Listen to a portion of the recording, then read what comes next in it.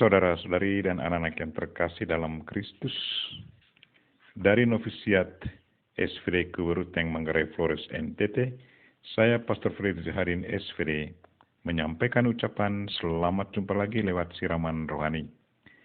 Hari ini Minggu 25 April 2021, Minggu panggilan. Injil hari ini diambil dari Yohanes bab 10 ayat 11 sampai 18. Kita diingatkan untuk selalu menjadi domba yang baik terhadap gembala kita, Yesus Kristus. Marilah kita berdoa memohon penerangan Roh Kudus. Dalam nama Bapa dan Putra dan Roh Kudus. Amin. Tuhan dan Allah kami, puji dan syukur kami haturkan kepadamu karena Engkau-lah gembala kami yang setia. Kami mohon semoga kami pun sanggup menjadi murid-murid-Mu yang setia, yang sanggup mengikuti contoh hidup-Mu. Tuhan, itu Roh Kudus-Mu terangilah pikiran dan hati kami, agar sabda-Mu yang akan kami dengar dapat kami pahami dengan baik, dan isi pesan-Mu dapat kami hayati dan amalkan dalam hidup harian kami. Doa ini kami sampaikan dengan perantaran Kristus Tuhan kami. Amin. Tuhan serta-Mu dan serta-Mu juga. Inilah Injil Yesus Kristus menurut Yohanes bab 10 ayat 11 sampai 18. Dimuliakanlah Tuhan. Pada suatu hari Yesus berkata kepada orang-orang Farisi, "Akulah gembala yang baik. Gembala yang baik memberikan nyawanya bagi domba-dombanya. Sedangkan seorang upahan yang bukan gembala dan yang bukan pemilik domba-domba itu sendiri, ketika melihat serigala datang, meninggalkan domba-domba itu lalu lari. Sehingga serigala itu menerkam dan mencerai-beraikan domba-domba itu. Ia lari karena ia seorang upahan dan tidak memperhatikan domba-domba itu. Akulah gembala yang baik. Aku mengenal domba-dombaku dan domba-dombaku mengenal aku. Sama seperti Bapa mengenal aku dan aku mengenal Bapa. Dan aku memberikan nyawaku bagi domba-dombaku. Ada lagi padaku domba-domba lain yang bukan dari kandang ini. Domba-domba itu harus kutuntun juga. Mereka akan mendengarkan suaraku, dan mereka akan menjadi satu kawanan dengan satu gembala. Bapa mengasihi aku, oleh karena aku memberikan nyawaku untuk menerimanya kembali. Tidak seorang pun mengambilnya daripadaku, melainkan aku memberikannya menurut kehendakku sendiri. Aku berkuasa memberikannya dan berkuasa mengambilnya kembali. Inilah tugas yang kuterima dari Bapakku." Demikianlah Injil Tuhan. Terpujilah Kristus. Saudara-saudari dan anak-anak yang terkasih dalam Kristus, tema renungan kita hari ini ialah jadilah domba yang baik. Dalam komunitas kami, sewaktu saya tinggal di Papua New Guinea, ada 3 ekor anjing. Setiap kali saya kembali dari kota, Fernando, nama dari salah satu anjing kesayangan kami, selalu lari menjemput saya dan mengiringi saya sampai mobil parkir, entah di garasi atau di samping kamar makan. Begitu saya turun dari mobil, dia memandang saya dengan muka ceria sambil ekornya bergoyang-goyang. Di saat saya menyapanya, kadang dia lompat, tetapi kadang dia membungkukkan badannya sambil 2 kaki depannya menjulur ke depan. Apa arti di balik tanda-tanda ini? Yang pasti bahwa dia sungguh mengenal tuannya, mencium aroma tuannya, mencintai tuannya, menaruh hormat pada tuannya, dan taat pada perintah tuannya.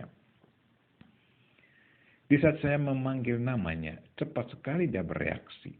Kalau ada orang asing datang, dia gonggong dan lari mendekati orang itu.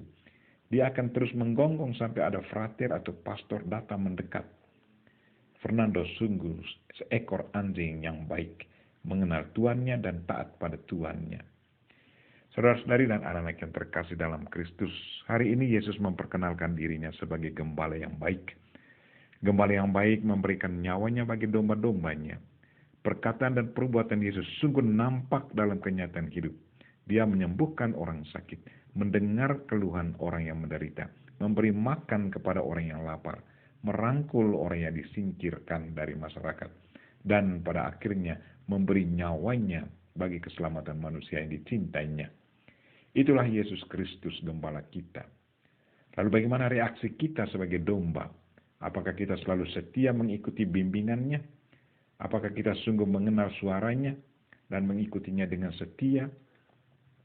Kalau Kristus selalu siap merangkul orang yang menderita, orang sederhana, dan memberi makan kepada orang lapar, apakah kita sebagai dombanya juga siap mengikuti teladannya?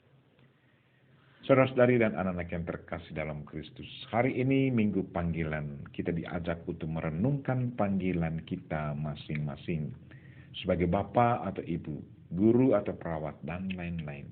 Apakah kita selalu meneladani Yesus Kristus dalam menjalankan tugas harian kita?